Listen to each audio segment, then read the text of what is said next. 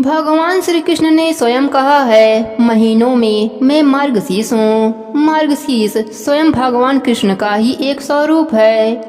भगवान कृष्ण ने गीता का उपदेश मार्गशीर्ष मास में दिया था। इस कारण भी इस मास का महत्व बढ़ जाता है। भगवान श्री कृष्ण को प्रसन्न करने के लिए आइए सुनते हैं गीता के दूसरे अध्याय की कथा। प्रेम से बोलिए कृष्ण भगवान की जय हो। महर्षि वेद व्यास जी के वरदान स्वरूप मिली दिव्य दृष्टि से देखते हुए संजय बोला, हे राजन, अर्जुन का हृदय दया के भाव से भर चुका है। उसके नेत्र अश्रुओं से भरे हुए हैं। वह रुदन करते हुए व्याकुलता की चरम सीमा तक पहुंच गया है। भगवान श्री कृष्ण उसे ढाढ़स बढ़ाते हुए कह रहे हैं कि हे पार्थ, युद्ध के ऐसे विकट समय में तेरे मन में दुख और निषाद की भावना कहाँ से उत्पन्न हो गई? इस प्रकार के विचार मन में मत आने दे। ऐसी बातों से न तो स्वर्गलोक की प्राप्ति होती है, न ही कीर्ति मिलती है। हे अर्जुन, इस समय न पुरुषों के समान बुद्धि की आवश्यकता नहीं है। तू तत्व की बात भी नहीं समझ रहा। हे श्रेष्ठ धनुर्धन, अपने हृदय से नीच बुद्धि का त्याग करके युद्ध के लिए खड़ा हो जा। भगवान श्री कृष्ण के मुख से ऐसे वचन सुनकर अर्जुन ने कहा, हे देवकी नंदन, गुरु द्रोणाचार्य और भीष्म पितामह तो मेरे लिए परम पूज्य हैं। इनकी तो मुझे आराधना करनी चाहिए। गुरु द्रोणाचार्य तो मेरे शीश की दक्षिणा के योग्य हैं और भीष्म पितामह के चरणों की रज में मेरा सुख तथा कल्याण है। मैं इन पर बाणों की वर्षा कैसे करूं?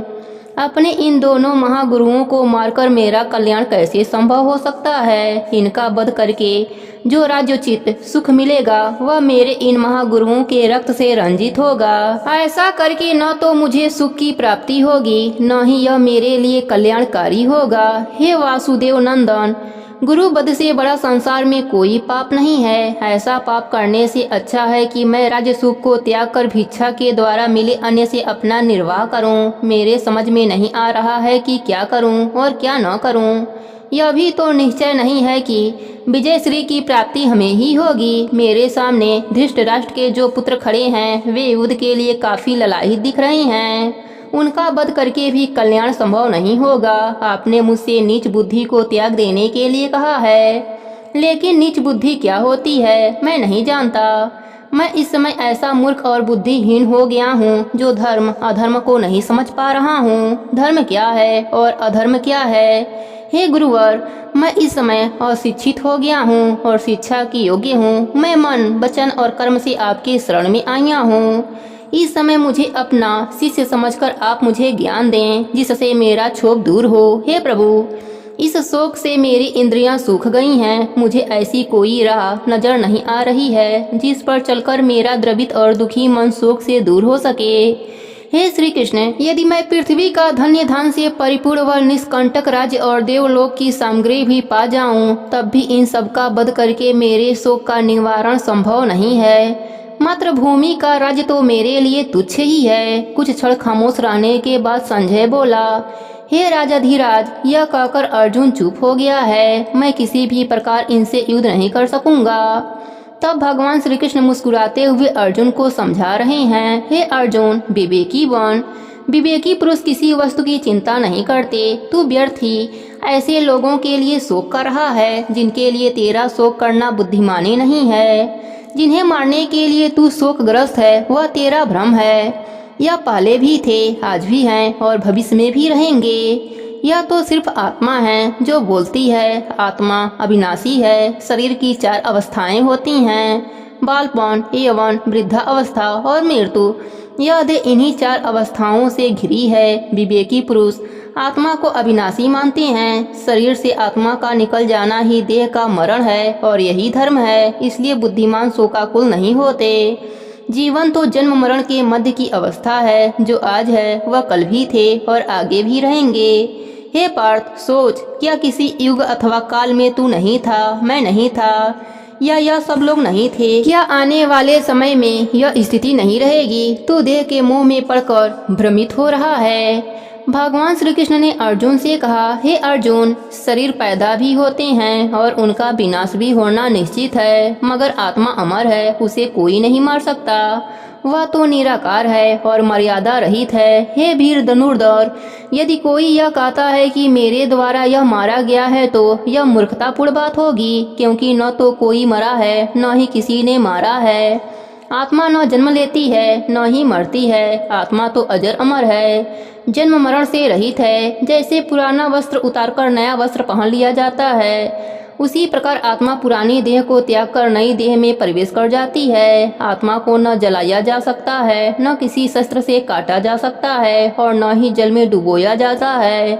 आत्मा तो सर्वव्यापी है, हर जीवित प्राणी की देह में है। आत्मा निराकार है, इसलिए इसे किसी ने भी नहीं देखा। हे पार्थ, जिसने आत्मा को इस प्रकार जान लिया है उसे किसी की चिंता नहीं होती। यह सब मैंने तुझे आत्मा के विषय में बताया है। हे महाबली, यदि तू आत्मा को इस प्रकार से न जाने तब भी किसी की चिंता मत कर, क्योंकि जो इस मृत लोक में आया है उसे एक दिन मौत की सेज पर लेटकर जाना ही होगा, और जो मरेगा उसका जन्म भी निश्चित है। हे अर्जुन, आत्म तत्व का विषय काफी गूढ़ है, जिसका ज्ञान हर किसी को नहीं होता। कुछ महापुरुष ऐसे भी होते हैं जो आत्म तत्व के विषय में विचार से सुनने के पश्चात भी इसको नहीं जान पाते। हे पार्थ, शरीर में जो आत्मा विराजमान है वह सदैव अवधनीय है, इसलिए मृत्यु प्राणी के लिए शोक करना उचित नहीं है। श्री कृष्ण ने कहा, हे धनुर्धर, तुझे क्षत्रिय कुल में जन्म लिया है, इसलिए अपने क्षत्रिय धर्म का पालन करते हुए युद्ध कर। युद्ध कर्म से ही क्षत्रिय का कल्याण होता है। जो क्षत्रिय युद्ध भूमि में वीर गति को प्राप्त होते हैं उनके लिए स्वर्ग के द्वार सदैव खुले रहते हैं। अतः तो युद्ध कर। यदि तू युद्ध नहीं करेगा तो अपने कर्तव्य से विमुख और कायर समझा जाएगा, तेरी कीर्ति कलंकित हो जाएगी। लोग लंबी अवधि तक तेरी अपकीर्ति का बखान करेंगे। जो किसी भी वीर पुरुष के लिए मरण समान है, वह योद्धा जो तुझे एक वीर धनुर्धर के रूप में देखते हैं, वही तुझे युद्ध से विमुख हो जाने वाला कायर कहेंगे। तेरे शत्रु तेरी निंदा करेंगे। एक वीर योद्धा के लिए इससे बड़ा दुख क्या हो सकता है। इसलिए हे अर्जुन, युद्ध करना ही तेरे कुल और मर्यादा के लिए शोभनीय है। युद्ध करना ही तेरे लिए सुखकर है। यदि तू युद्ध में वीर गति को प्राप्त होता है तो स्वर्ग का सुख भोगेगा, और यदि विजयी हुआ तो पृथ्वी का सुख मिलेगा। अतः हे पार्थ, अपना धनुष उठा और युद्ध कर। यदि स्वर्ग या राज्य प्राप्ति की इच्छा मन में न हो तो भी सुख दुख, लाभ हानि, जय पराजय सबको एक समान मानकर युद्ध कर। तू किसी भी प्रकार से पाप का भागीदारी नहीं बनेगा। इस समय युद्ध करना ही तेरा वैभव है।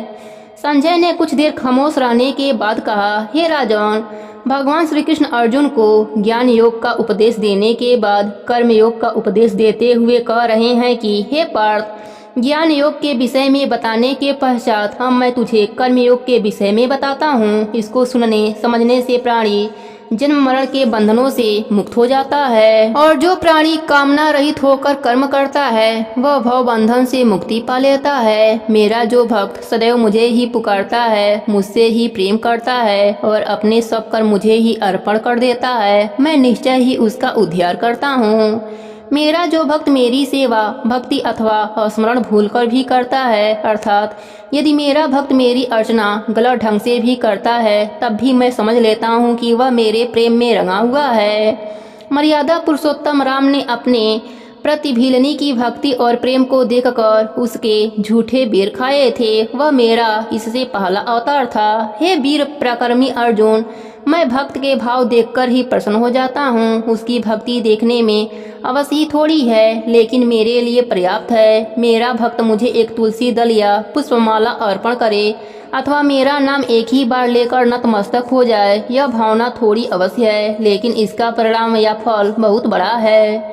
मेरा ऐसा भक्त जीवन मरण का बंधन काटकर मेरे अविनाशी पद में विलीन हो जाता है। हे अर्जुन, यहाँ मैंने अपने भक्त की श्रद्धा और भक्ति का संक्षेप में वर्णन किया है। हे अर्जुन, मेरे भक्तों को केवल मुझसे ही प्रेम है। उन्हें मेरे चरण कमलों के प्रति प्रीति है। मेरे अलावा वे किसी दूसरे को नहीं मानते। मेरे नाम के अलावा उनके मुख से कोई अन्य स्वर नहीं निकलता। तथा मेरे नाम के सिवाय कुछ और सुनना भी पसंद नहीं करते, क्योंकि यह उनका दृढ़ आत्मिक निश्चय है। जिनका निश्चय अथवा विश्वास मुझ में नहीं है, उनकी बुद्धि भ्रमित रहती है तथा मन भटकता रहता है। जो मीठी बाड़ी में अनेक श्लोक पढ़ पढ़कर लोगों को सुनाते हैं और अन्य देवताओं की भक्ति का उपदेश देते हैं, वे तो नीरे मूर्ख तथा अंधे हैं, फिर भी अपने आप को पंडित कहते हैं और लोगों को भ्रमित करते हैं। अतः हे अर्जुन, अपनी बुद्धि को स्थिर रख। जिस प्रकार सागर के मिल जाने पर मनुष्य अन्य छोटे छोटे जलाशयों को और देखता भी नहीं, उसी प्रकार जिसने ब्रह्म ज्ञान प्राप्त कर लिया उसे वेद आदि ग्रंथों के अध्याय की आवश्यकता नहीं होती। परमानंद ही ब्रह्म ज्ञान है। हे पार्थ, तू आत्मा के सत्य स्वरूप के साथ अपनी प्रीति जोड़। आत्मिक सुख इंद्रिय सुख से भिन्न है। जब आत्मा ब्रह्म सुख से जुड़ जाती है तो परम सुख की प्राप्ति होती है। हे अर्जुन, आत्मा के सुख और इंद्रियों के भोगों के सुख में बड़ा अंतर है। अब मैं तुझे एक दृष्टांत सुनाता हूँ। प्रयत्न करके कुएं से जल निकालकर स्नान किया जा सकता है तथा उसका शुद्ध जल ग्रहण किया जा सकता है, परंतु कुएं में स्नान नहीं किया जा सकता और वस्त्र आदि भी नहीं धोए जा सकते। तालाब अथवा नदी का जल पीने योग्य नहीं हो सकता, क्योंकि वहाँ लोग वस्त्र धोते हैं और स्नान करते हैं। जब महाप्रलय में सातों समुद्र एक हो जाते हैं तो ऐसे अनन्य जल में स्नान भी कर सकते हैं, वस्त्र भी धो सकते हैं और उस जल को ग्रहण भी किया जा सकता है। इसी प्रकार आत्मा ब्रह्म के साथ मिलकर अनन्य सुख प्रदान करती है। मेरे सभी उपासक ब्रह्म, नारद या तपस्वी सब इन ज्ञान को जानते हैं। इसलिए हे अर्जुन, अपनी आत्मा के सुख के साथ जुड़। अपने क्षत्रिय धर्म का निर्वाह कर। कर्म करने से पहले फल मत मांग। कर्म करने पर फल की प्राप्ति तो अवश्य ही होगी। हार अथवा जीत में अंतर मत कर, दोनों को एक समान ही मान और युद्ध कर। हे पार्थ, कर्म फल का लोभ त्याग कर बुद्धि योग का मार्ग अपनाने में ही तेरी भलाई है। बुद्धि योग होने से पाप पुण्य का क्षय होगा और तू भव बंधन से मुक्त होकर परम पद को प्राप्त होगा। परमात्मा में अपनी बुद्धि रख तथा समस्त योग तथा समाधि योग की प्राप्ति होगी। हे अर्जुन, जब तक तू मोह के बंधन से मुक्त नहीं होगा, तेरी बुद्धि निर्मल नहीं होगी। हे धनुर्धर, जो पुरुषार्थहीन है वह नपुंसक भी है। पुरुषार्थी ही सच्चा वीर योद्धा होता है। क्षत्रिय होने के नाते तू अपने कर्तव्य का पालन कर, अपने धर्म का पालन कर, क्योंकि युद्ध करना ही क्षत्रिय का कर्तव्य है। ऐसी स्थिति में युद्ध न करना कितना अनितपूर्व होगा, जबकि अधर्म तुझ पर हुआ है। हे पार्थ, अपने हृदय से दुर्बलता को निकालकर उठ और युद्ध के लिए तैयार हो जा। भगवान श्री कृष्ण के उपदेशात्मक वचन सुनकर अर्जुन ने पूछा, हे देवकी नंदन, जिसकी बुद्धि निश्चल है उसके क्या लक्षण होते हैं? उसकी बोली और समाधि कैसी होती है? वह किस प्रकार चलता है तथा किस प्रकार बातें करता है? यदि तुझे इन बातों का ज्ञान नहीं होगा तो मैं कैसे समझ पाऊंगा कि वह निश्चल बुद्धि वाला है? अर्जुन की इस जिज्ञासा को शांत करते हुए भगवान श्री कृष्ण बोले, हे अर्जुन, जो पुरुष निष्काम होकर अपनी कामनाओं का दमन कर दे और अपनी आत्मा में तल्लीन रहे, वही निश्चल बुद्धि वाला होता है। जो दुखी होने पर किसी प्रकार की चिंता न करे और सुख की कामना न करे, जिसका किसी से मोह न हो, जो किसी के साथ बैर भाव न रखे, कभी क्रोध न करे तथा किसी से भयभीत न रहे, ऐसा पुरुष ही निश्चल बुद्धि वाला होता है। जो कछुए की भांति इंद्रियों को इंद्रियों के विषय से खींच लेता है, वही निश्चल बुद्धि वाला होता है। हे पार्थ, विवेकी पुरुष इंद्रियों को अपने बस में करने का प्रयत्न करता है। इंद्रियां काफी बलवती होती है, लेकिन निश्चल बुद्धि वाला प्राणी उन्हें अपने बस में करने का प्रयास करता है। इसलिए हे अर्जुन, तू अपनी इंद्रियों को किसी भी भांति बस में कर। मेरा नाम अपने मन में धारण कर। जो मेरे नाम और ध्यान के बिना कार्य करता है, उसका कार्य सदैव बिगड़ता है। जो मनुष्य मेरे प्रति आसक्त या मेरे भक्त नहीं होते और मेरे नाम का स्मरण नहीं करते, उनकी बुद्धि भ्रष्ट होने लगती है। वे विषयों में आनंद तलाशते हैं और कामनाग्रस्त होकर अपने जीवन का सदमार्ग ही मोड़ लेते हैं, अर्थात उनके मन में अनेक कामनाएं जन्म लेने लगती है। जब कामनाओं की पूर्ति नहीं होती, तभी क्रोध उत्पन्न होता है। क्रोध से लोभ तथा मोह पैदा होते हैं, जिससे चैतन्यता का नाश होता है और चैतन्यता के नाश होने से उनका भी नाश हो जाता है। जब बुद्धि भ्रष्ट या नष्ट होती है तो वह पशु समान हो जाता है। इसलिए मेरे भक्त सांसारिक मनुष्यों का साथ कभी नहीं करते। हे पार्थ, जो जीव इंद्रियों को अपने बस में करके भगवत परायण होता है, अर्थात विषय भोगों को भोगते हुए भी जिनकी आस्था मुझ में लगी रहती है, उन्हें सांसारिक दुख तथा विकार आदि कभी नहीं सताते। जिन्होंने मेरी आज्ञा से मिला सुख मेरा प्रसाद समझकर भोगा, उन पर मेरी अपार कृपा रहती है। मेरी कृपा से उनके तन मन के हर छोटे बड़े दुख का नाश होता है तथा उनका मन सदैव प्रसन्न रहता है। हे अर्जुन, अब मैं उन प्राणियों के विषय में भी बताता हूँ जो नास्तिक हैं। जो प्राणी मुझ में आस्था नहीं रखते या जिनका चित्त शांत नहीं है, वे ऐसे जीव नास्तिक भाव वाले होते हैं जो ईश्वर को जगह जगह ढूंढते फिरते हैं। यही कारण है कि उनका मन अशांत रहता है। जिनका मन भटक रहा हो वह सुखी कैसे रह सकते हैं? वस्तुतः शांत चित्त प्राणी ही सुखी रहते हैं, लेकिन जिनका चित्त अशांत रहता है वह तो सुख की तलाश में केवल भटकते ही रहते हैं। जिस प्रकार पवन का झोंका नाव को किनारे नहीं लगने देता, उसी प्रकार मन के विषय और विकार नास्तिक प्राणी को स्थिरता प्रदान नहीं कर सकते। मगर जो प्राणी विषय और विकारों से विचलित हुए बिना ही चित्त को एकाग्र कर लेते हैं, उनकी बुद्धि में अवश्य ही स्थिरता आ जाती है। जब मन एकाग्रचित होता है तो विषय विकारों का उत्पन्न होना संभव नहीं हो पाता, जिससे बुद्धि स्थिर और ढीठ रहती है। हे पार्थ, जब प्राणी रात्रि के समय सोता है, उस समय योगी का दिन प्रारंभ होता है। जब प्राणी का दिन होता है, तब योगी के लिए रात होती है। योगी रात के प्रहर में मेरा भजन करते हैं, जबकि नास्तिक विषयों में आसक्त हो जाते हैं। इसलिए जो योगी तथा मेरा भक्त है, वह कामना मोह आदि सब त्याग कर अपना मन मुझ में लगाता है, जिससे उसे परमानंद की प्राप्ति होती है। हे कौन्तेय, जो प्राणी ब्रह्म को प्राप्त कर लेता है, वह कभी भी माया के मोह में नहीं फंसता, क्योंकि उसका हृदय तो ब्रह्मानंद में लीन रहता है, जिसके फलस्वरूप माया आदि विकार उसका स्पर्श तक नहीं कर पाते। वह मोक्ष और मुक्ति पाने का सच्चा अधिकारी हो जाता है। यहीं पर दूसरे अध्याय की कथा समाप्त होती है। प्रेम से बोलिए कृष्ण भगवान की जय हो। अब सुनते हैं दूसरे अध्याय का महात्म्य। भगवान नारायण बोले, हे लक्ष्मी, गीता के प्रथम अध्याय के महात्म्य को मैं पहले ही विस्तार रूप से तुम्हें सुना चुका हूँ। अब मैं दूसरे अध्याय का महात्म्य बताता हूँ, ध्यान से सुनो। जम्मू द्वीप के दक्षिण क्षेत्र में पूर्व नामक एक सुंदर नगरी थी। वहाँ देव सुशर्मा नाम का एक ब्राह्मण रहता था। वह साधुओं की सेवा, जप, तप, यज्ञ आदि विधि पूर्वक प्रतिदिन किया करता था। एक दिन उसने एक साधु की सेवा करने के पश्चात नम्र भाव से उससे कहा, हे संत महाराज, मैं अज्ञानी हूँ, आप मुझे कुछ ज्ञान का उपदेश दीजिए जिससे मुझे शांति की प्राप्ति हो। साधु ने देव सुशर्मा से कहा, मैं तुम्हें ज्ञान का उपदेश नहीं दे पाऊंगा। तुम्हें ज्ञान की प्राप्ति कुछ समय पश्चात किसी ब्रह्मज्ञानी संत से होगी। इतना कहकर वह साधु अपने गंतव्य की ओर चला गया। इस तरह देव सुशर्मा को साधु संतों की सेवा करते हुए बहुत दिन बीत गए। उसका अधिकतर समय देव आराधना में व्यतीत होने लगा। एक दिन जब वह प्रतिदिन की तरह संतों की सेवा कर रहा था, तभी एक ब्रह्मचारी संत का आगमन हुआ। देव सुशर्मा ने उनकी बहुत सेवा करी और नतमस्तक होकर बोला, हे कल्याणकारी संत, कृपया मुझे आत्मज्ञान का उपदेश दीजिए जिससे मेरे जीवन का कल्याण हो और मैं मोक्ष को प्राप्त हो जाऊं।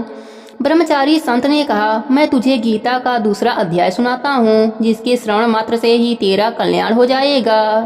गीता के दूसरे अध्याय को सुनने से पहले भी क्या किसी का कल्याण हुआ है? देव सुशर्मा ने पूछा।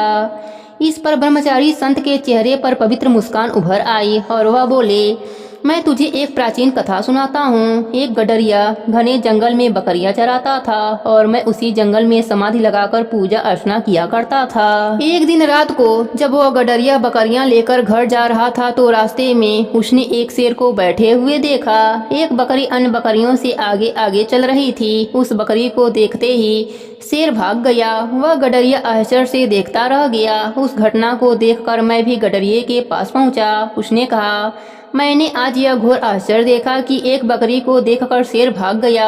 तुम तो एक संत और ज्ञानी महापुरुष हो, कृपया इस अनहोनी घटना का रहस्य मुझे बताओ।